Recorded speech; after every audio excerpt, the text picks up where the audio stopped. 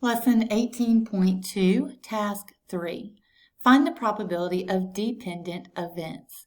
When two events are dependent instead of independent, you cannot simply multiply the probabilities of the events to find the probability of their intersection.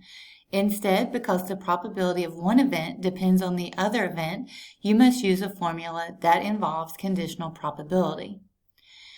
All right, so for the multiplication rule for events A and B, given that event A has occurred, then the probability of A intersect B equals the probability of A times the conditional probability of BA. All right, so consider drawing a marble without looking from the bag. The probability that the first marble drawn is red is 5/8. And if you look down here, you can see there's 1, 2, 3, 4, 5, 6, 2, 6, 7, okay, 8. There's the 8th one. She's holding it. All right, so 5/8 is the probability that it's red because there's 1, 2, 3, 4, 5 red out of 8 total. And the probability that the first marble drawn is blue is 3/8. And you can see here's 3, and again there was a total of 8. If the first marble drawn is replaced in the bag before a second is drawn, then the events of drawing one marble and then another are independent. So for example, 5/8 times 3/8 equals 15/64. If the first marble is not replaced before drawing the second, the sample space for the second draw changes in two ways.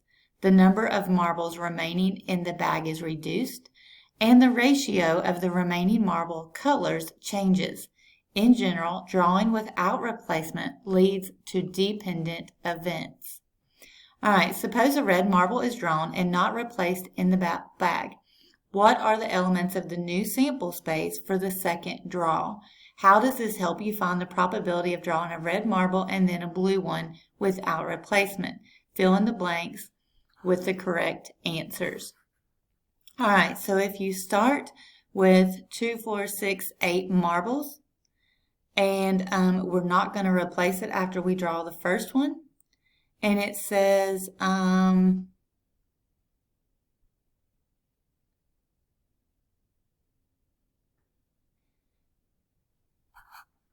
suppose a red marble is drawn and not replaced. So we know that there was 5/8. So that means now there's going to be the sample space for the second draw consists of only 7 marbles because one's been taken out, and 4 red and 3 blue. So we started with 5 red and 3 blue, but if one is taken out, we can see that we're left with 4 red and 3 blue out of a total of 7 here. All right, so I know the denominator of the probability expression will be 7 and that there are blank favorable outcomes for the second blue draw. So there should be, for blue, there should be still 3 blue marbles because we said that she drew a red marble out of the bag. All right, so complete the statement. The probability of R intersect B equals the probability of R times the conditional probability of BR.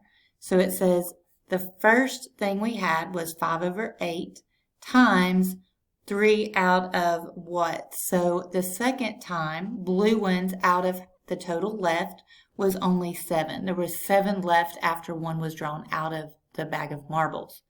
All right, if we want to find y, we just multiply the denominators. 8 times 7 is 56.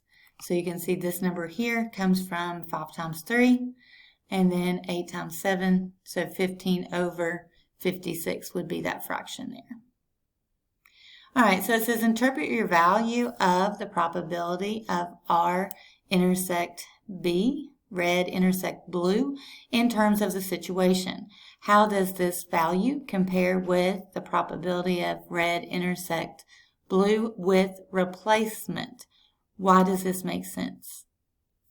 All right, so in this situation, it's talking about the probability of red then blue. We didn't replace it, so that's going to be the dependent. The second drawing depends on the first drawing, because whatever color you draw the first time, it's going to replace one of those from that color, but also remove one of the total number that's in the bag.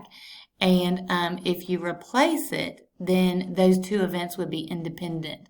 If you draw a red one out, but then you put a red one back in, the second time you draw, you have the same chance of getting the probability as you did the first time.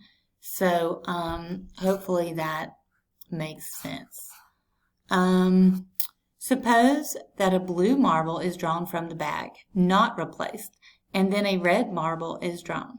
What are the elements of the new sample space for the second draw? So before we draw here, we draw out a blue one. So the sample space consists of, and we're talking about what's the sample space for the second drawing. Okay, we started with 8 total marbles, 5 red and 3 blue. Okay, it says suppose that a blue marble is drawn. Okay, so the sample space drops from 8 to 7, and there's still 5 red ones, but now there's only 2 blue ones because we drew a blue one out of the bag. All right, complete the statement. The probability of blue intersect red equals the probability of blue times the conditional probability of red and blue. So if we started the first time, 3 over 8 represents the blue out of the total number of marbles, times blank over 7. So this is going to be 5 because that's how many red marbles there were.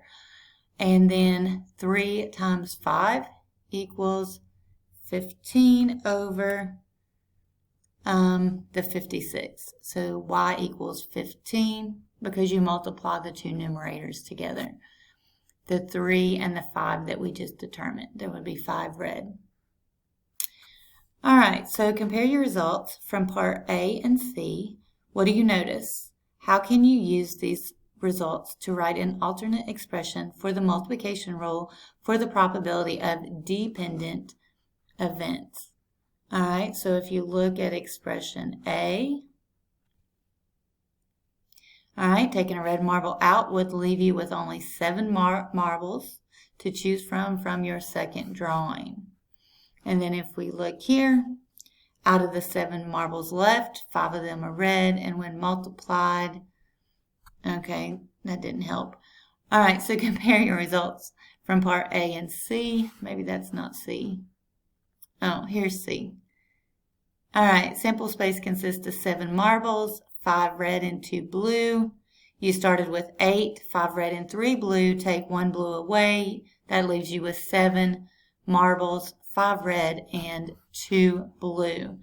So it says compare these. What do you notice? How can you use the result to write an alternate expression for the multiplication rule for the probability of dependent events? The probabilities are the same. So you've got the probability of A intersect B, E equals the probability of A times the conditional probability of BA. And that equals the probability of B times the conditional probability of AB. All right, so a lot of symbols and definitions that you have to learn, but that's all for task 3. If you have any questions, let me know.